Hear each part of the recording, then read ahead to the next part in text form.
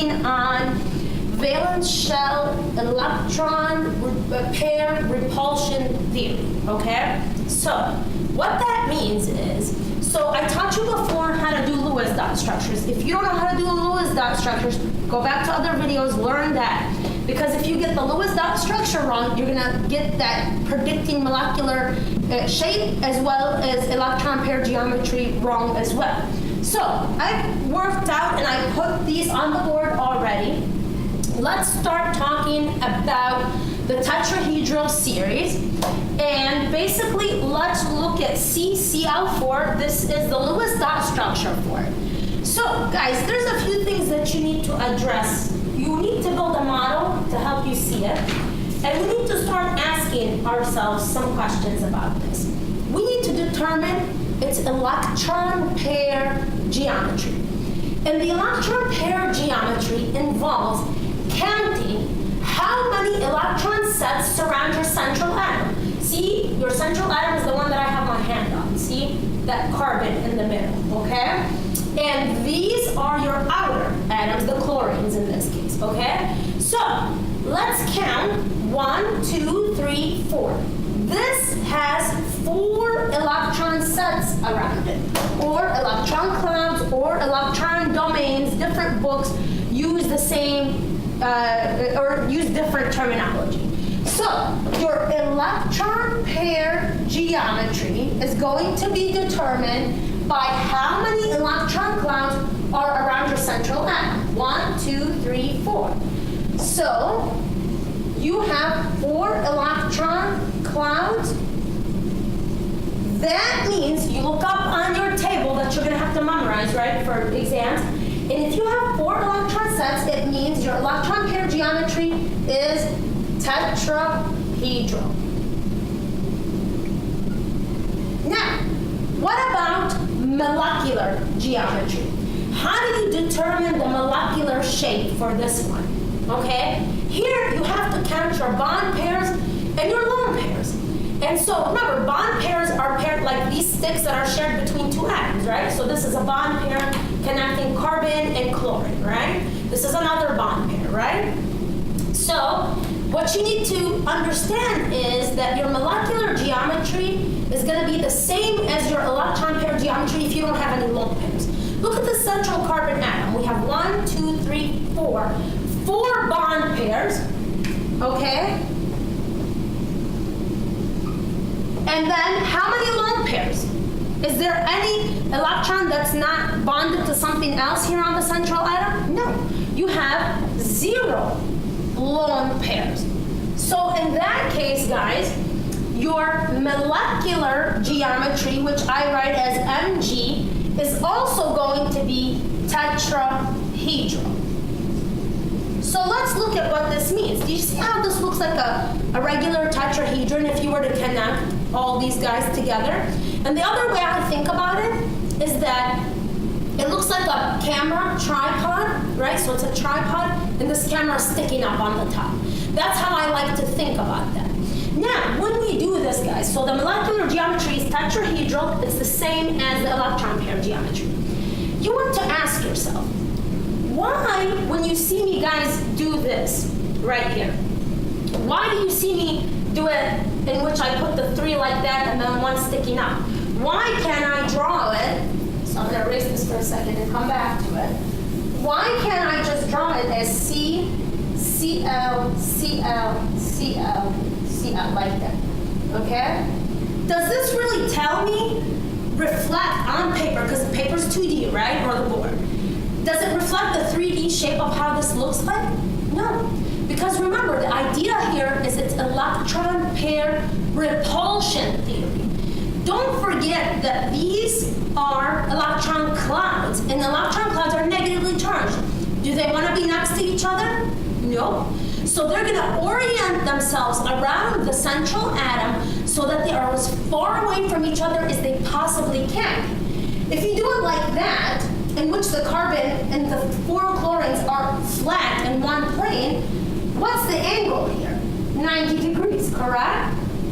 Now, there's another way to do it in the tetrahedral form, Because now, let me turn this way so you can see, guys.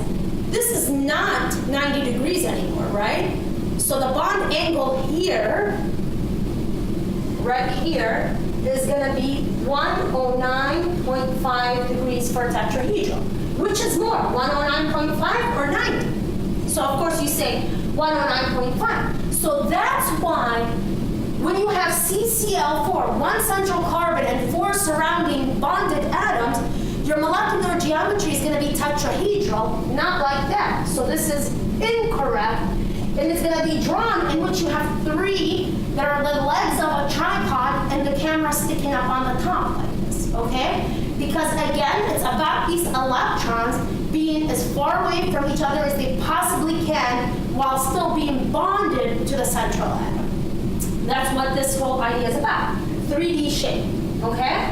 So, in terms of something else, so the bond angle, memorize it guys, for tetrahedral, molecular geometry, it's 109.5. Now, you're asked something else. Is this polar? Is this molecule polar or not polar? So what does polar mean in the first place? Let's do a side example just to help you out. So when we're talking about polarity, we're looking at a polar bond here first. So the CCl bond, is that a polar bond or not? Remember, covalent bonds are all about sharing electrons. But do people ever share things equally? No, right? So chances are there's always a meaner person or a meaner atom. And when I say meaner in chemistry, I mean a more electronegative element. And so you guys learned that electronegativity trends range in which you put your, like, so if you're looking, I'm looking at a periodic table on my wall there. Put your left hand up like this and your right hand up like this. And where they meet is fluorine. And fluorine is the meanest guy on the periodic table, right? Fluorine is the most electronegative element on the periodic table, and it's assigned a value of 4. So you'll notice that electronegativity increases as you go from left to right on the periodic table and from bottom to top, okay? So with that being said, also, a lot of times your lab instructors or your teachers will give you electronegativity values.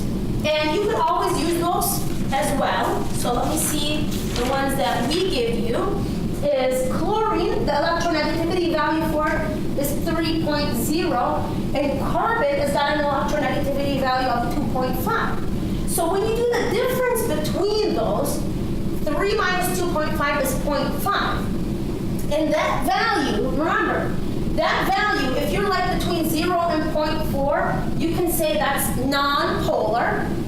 If you're between 0.5 and 1.9, you would say this is, so let's see, 0.50 to 1.9, you would say, so this is non-polar, this is polar, and if you have an electronegativity difference of more than, let's say more than 1.9, then that would be ionic, okay? So remember when I said that this idea between covalent and ionic bonds is not black or white, it's more of a spectrum? This is what I was talking about, okay? So with this being 0.5, that means you have, yeah, this is a covalent bond. It involves 2 nonmetals, but are these 2 nonmetals sharing those electrons equally? No. So that makes them polar, guys, okay? What does the term polar mean? Like the North Pole and the South Pole? Opposites of each other. So when you say there's a polarization towards one atom or the other, that's what we mean, it's polar. Now, if you had 0 to 0.4, you would say nonpolar. So essentially, the electrons are being shared equally. So, does this answer our question about is the CCl bond polar or nonpolar? We would say it is certainly polar because it falls in this range, right? So, let me just show you some more stuff about this. So, since we're saying these electrons are not shared equally, the electron density is going to be pushed towards who? The meaner guy, right? The more electronegative guy. So think about the guy that's big and bulky and a little person like me, right? Playing a tug of war, right? Who's going to win in this tug of war? The bigger guy. He's the more electronegative one, and I'm the smaller carbon here, right? So Because of that, you can use these arrows to point towards the chlorine and then to put a positive here in the end. What does this mean? That the chlorine picks up a partial negative charge because the electrons are negative and they're being pulled towards the chlorine, which means the carbon becomes partially positive. Now, this is not a full-fledged ion here, like chlorine to the negative. It's partially negative. Delta is the Greek word for it, right? So if you see these squiggly symbols, that's what that means. So again, you put the arrow towards the more electronegative element, and the other one becomes partially positive, and that one becomes partially negative. So, that was a ton to just figure out, does this have polar bonds, right? And so, yeah, this guy has polar bonds. 1, 2, 3, 4 polar bonds. But here's the tricky part. Is this a polar molecule overall? I'm not just talking about this bond, I'm talking about the molecule overall. So here's the deal, guys. Even if you have a polar bond, but in the case of tetrahedral, if all of your atoms on the outside are the same, like here, chlorine, chlorine, chlorine, then this is going to be a polar bond, but a non-polar molecule. Why? Oh my goodness, why, right? It's because these are all the same guys.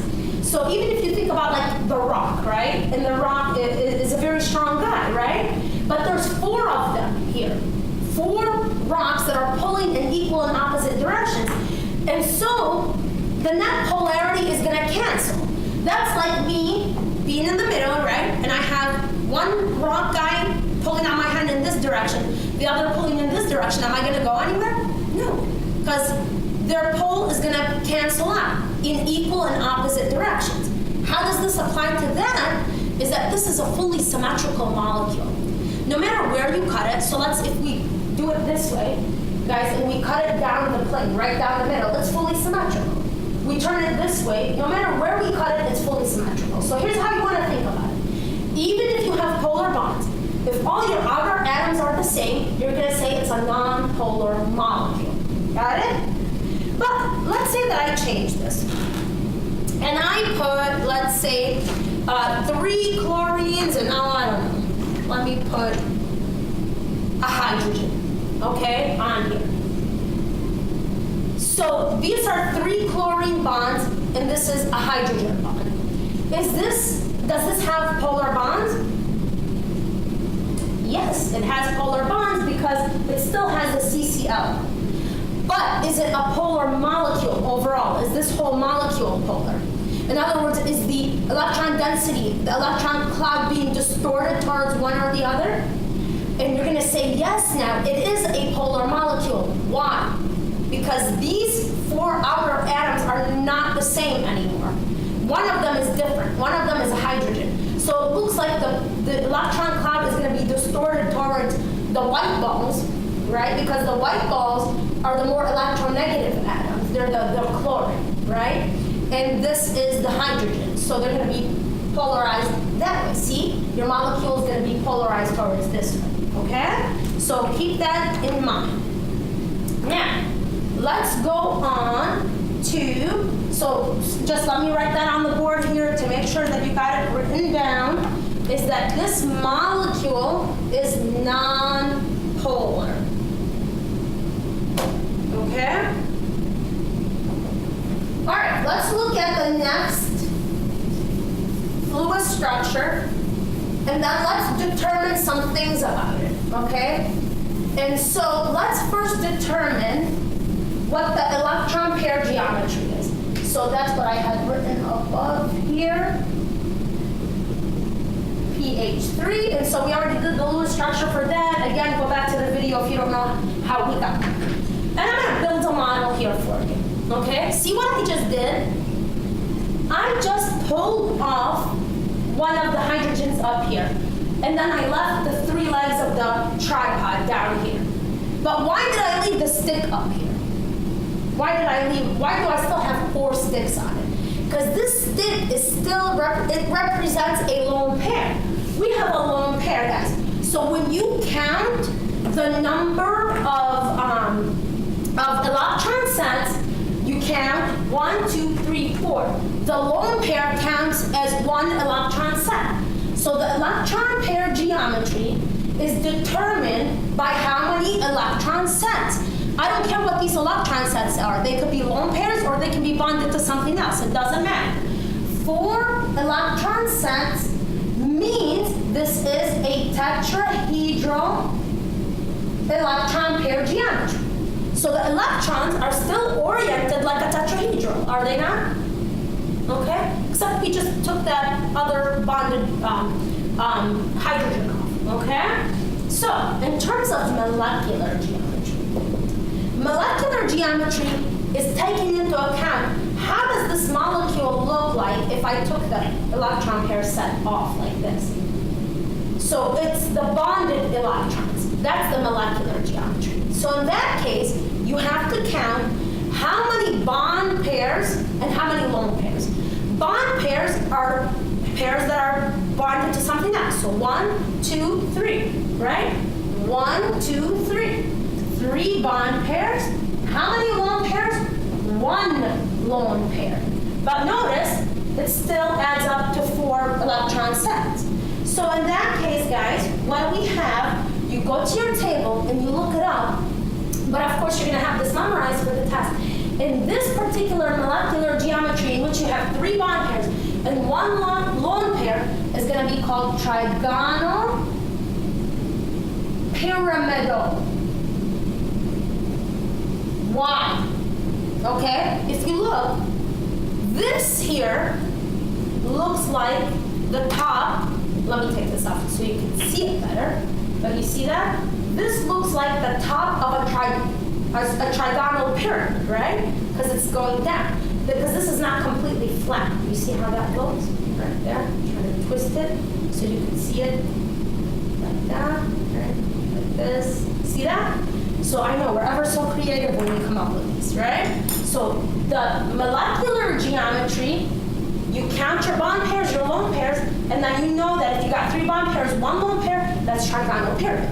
Now guys, what is the bond angle on this? So what's this bond angle? It still has the pair geometry, the electron pair geometry is tetrahedral. But now that we have a lone pair here and not an atom, what does this do? It causes a problem for us in that it makes the these bonded ones, this is so repulsive. It's like a naked ball of electrons, which are very, very repulsive. So what it does, without me breaking my model set, right, is it takes this and it kind of squishes those a little bit closer together so that they can move away from this very, very, very negative lone pair. So when these guys get squished together a little bit, your bond angle is going to be 107 degrees for trigonal pyramidal. Check? So remember, it's different a little bit than 109.5. It's about 107 degrees. All right. In terms of, is this polar or non-polar? The first question you want to ask yourself, do I have polar bonds? So to evaluate that, let's look at pH here, okay? And then we'll look at the electronegativity values for that. So H is 2.1, right?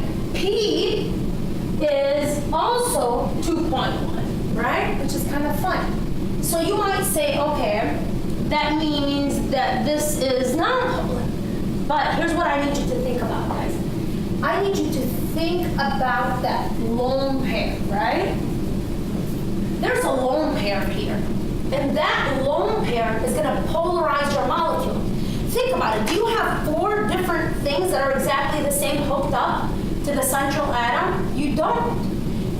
This is 3 H's, and this is a lone pair. Because you have something that's different, that means there's going to be a polarization towards the electron cloud here, towards the electron pair that doesn't have anything surrounding it, no atom cover here, right? So here's the deal, for tetrahedral at least. Now, when you break that octet, the rules change for that. But for tetrahedral, as long as you got a lone pair on it, just say it's polar, okay? So this is a polar molecule, got it? let's go on and do water now, H2O. And water, so before me doing the model, let's do it on paper, because on the test you're going to do it on paper, right? So in order to figure out the electron pair geometry, guys, what must I do? I must count my electron sets. How many electron sets do I have on this guy? Take a second. All right? What do you think? I'm going to say 4. Because why? 1, 2, 3, 4. The lone pairs count as an electron set. So because I have 4 electron sets or domains, the electron pair geometry is still tetrahedral. All right? That does not change. But what does change is the molecular geometry. The molecular geometry takes into account the bond pairs and the lone pairs. So on the central oxygen atom, how many bond pairs do I have? 2 bond pairs. How many lone pairs? 2 lone pairs. You look that up, and if you have 2 bond pairs and 2 lone pairs, this means that this is what we call bent. Okay. Why is it bent, not linear? Because remember, it's all about the hydrogens being as far away from each other as they possibly can be. So if I was the oxygen and my fists were the hydrogen, wouldn't it be best to just put them 180 degrees apart? But you guys are forgetting something here. What you're forgetting about is you've got lone pairs. And these lone pairs still take up space, right? So let's see how the model looks like now. See, I just took another one of these off, okay? Can't you see? Does this look linear to you? No. See how we draw it to reflect 2D into 3D, right? So that's why you guys will see chemists always bend the H's when we're talking about water and not put them straight, because it's a bent molecule. So 2 bond pairs, 2 lone pairs means it's bent. Now guys, what do you think? Now look, the parent shape or the electron pair geometry is still tetrahedral, is it not? See? Because these are now, but they don't have anything bonded to them, but they need their own space, right? You can't just, take them off, okay? So now you don't have just one electron pair here, you have 2. Which means what happens to these guys? They're going to squish even closer together, right? And so the bond angle between them is going to be roughly 104.5 degrees. So that's what the bond angle is. They're trying to get away from that very, very electron-rich area, okay? So that's the molecular geometry, and that's the shape, the bond angle. Now, the last question you want to ask yourself, is water polar? Is this molecule polar? Automatically, don't even look at the OH for a second. Just look at your lone pairs. For tetrahedral, again, I'm saying this with a disclaimer, right? For tetrahedral, if you have oxygen, the central atom, it's got a lone pair on it or more, 2 lone pairs, you're still going to call it polar molecule, okay?